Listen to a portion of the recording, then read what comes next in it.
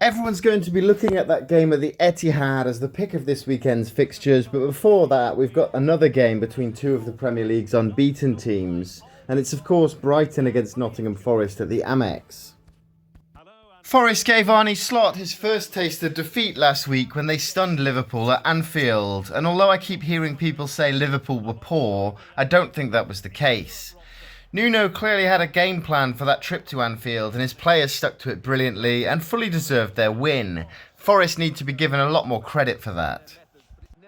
They look like a completely different team from the side that was shaky at the back last year, and if they keep playing like this then they could end the season in mid-table.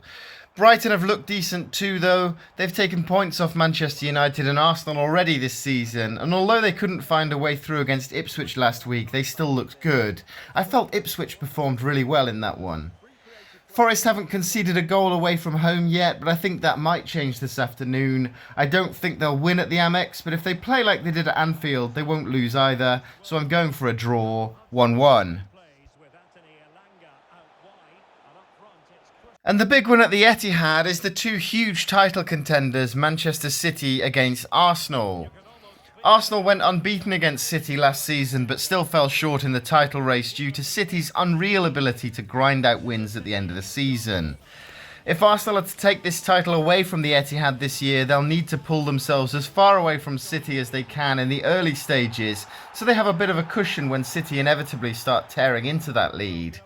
That being said though, City have looked relentless in their first 4 games, especially Erling Haaland, who's already managed 9 goals in the league, which is a ridiculous run of form.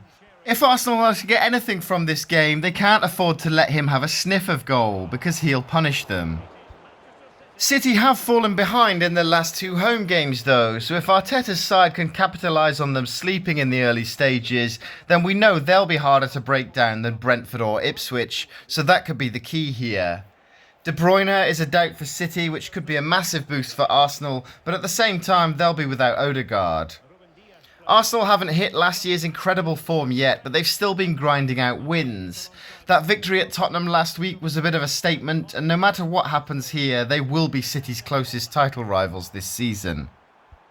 Arsenal might steal this one, but with City's current form, I don't think they will. I can see Arsenal doing what Brentford and Ipswich did, take an early lead, but then you've got the whole afternoon to try to stop City finding a way through, and they always do. I think these two will cancel each other out in the end, so I think this one will also be a 1-1 draw.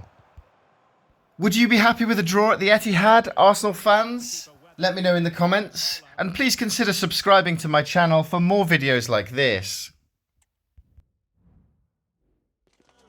You can almost feel the atmosphere building to a crescendo. Real electricity here in the air at the Etihad. It's Manchester City against Arsenal.